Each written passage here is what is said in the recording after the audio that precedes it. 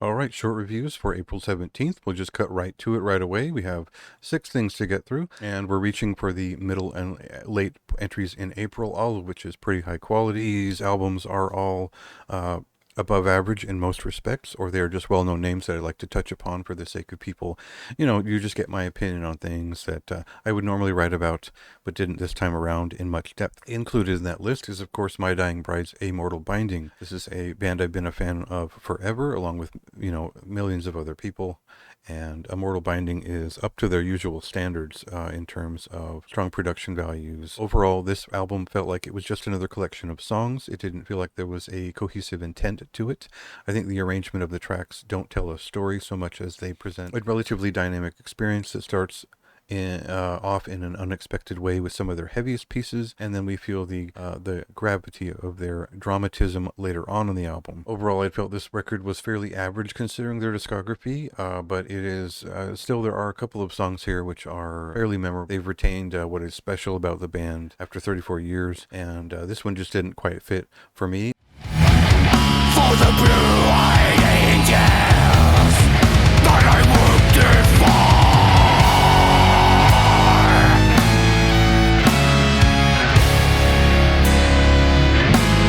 Solemn is the latest full-length album from In Vain, a Norwegian progressive metal band who incorporate progressive death metal and black metal into their sound. There's a legitimate blackened death metal side to the band that showed up on earlier recordings, and now they've moved in much more of a progressive melodic metal direction without leaving behind any of their oeuvre. So you might feel like one song sounds a bit like October Tide, the next is clearly influenced by Borknagar in the way that the vocals are arranged, and then there might be shades of classic Opeth in their sound overall. This record is not really to my taste, but it does improve quite a bit upon what they'd done with Currents back in 2018.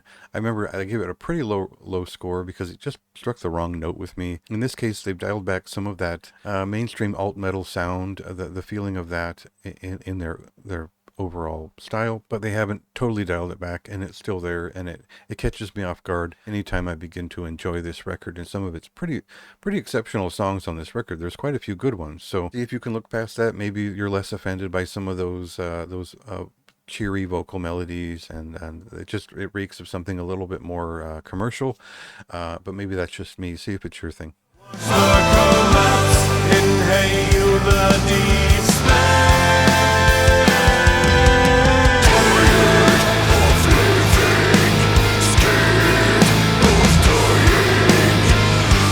So any other given week, I would have given a full and thorough review of Blaze of Perdition's A Parson. I think I spelled it wrong there on the graphic there, but this is a black metal band from Poland who were originally known basically for this. They sounded like Watan early on. The first 2 records sound a lot like that Orthodox Swedish sound from a certain era, and they did it well. They were actually really good at it on those first 2 records, and eventually they moved towards a more atmospheric and melodic style, which progressed to their point of mastery, which was Conscious Darkness back in 2017.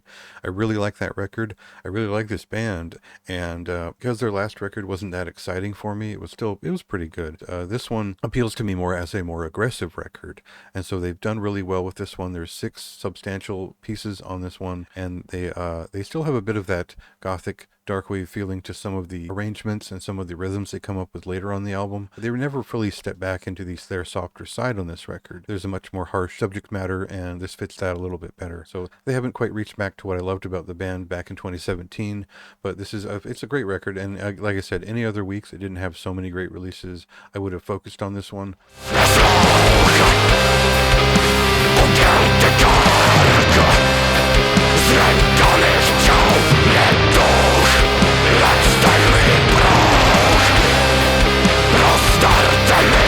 Atrabilis' Homicide, their sophomore full-length album, is another victim of me just having too many things to talk about this week and not having enough time to do all of it. This is a Vancouver-based technical death metal band, and they've switched, I think, at least the bassist out for this record and gone with someone who has maybe a little bit more of a standard sound, and they're still leaning into their kind of virtuosic but groove-oriented technical death metal sound, which is kind of a head trip in the way that they've added a lot of accoutrement to each song, but also a trip just in the sense of how they use those decapitated style grooves from the earlier kind of the earlier notions of that band before 2004 or so, and kind of ran with it and brought in some of the tech death influences from Canada and the Canadian scene of the late 90s through the early 2000s. And you can hear kind of unique leader kind of touch to it from a certain era that is just really satisfying for me as a fan of that kind of thing. And I think if you're a fan of Polish brutal death, there's some things to like here too. So I think this record indulges in its special effects a little bit too much, and sometimes it just interrupted a really great moment, or it distracted from the more musical aspects of their sound. For a band like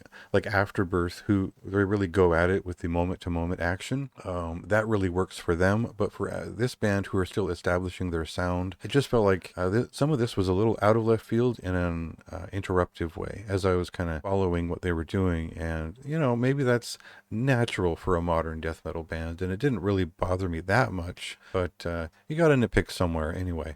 Solid record. I bought the last one. I'll probably buy this one too. I hate the album art. It's not really my thing, but solid record either way.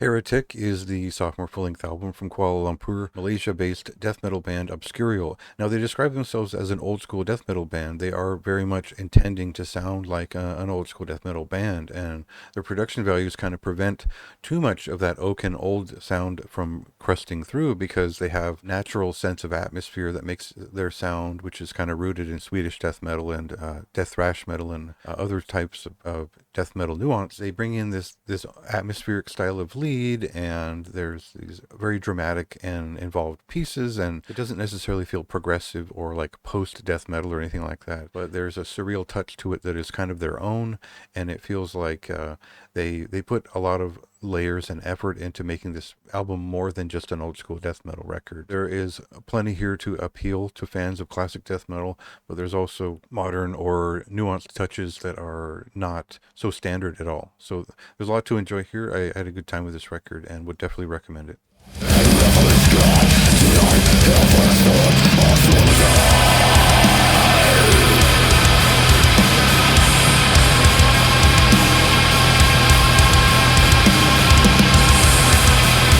So the reality of the last, I would say 10 or so years is that I'm always looking for a thrash metal record, and I lower my standards every year because I just want to hear more of it. And so a band like this with a terrible drum sound, a vocalist who screams constantly throughout the entire record with a sort of hardcore-ish touch to their songwriting, and maybe some of those simpler grooves from later Slayer, still appeals to me because it has a little bit of creator in its sound. It has a tuneful side to it.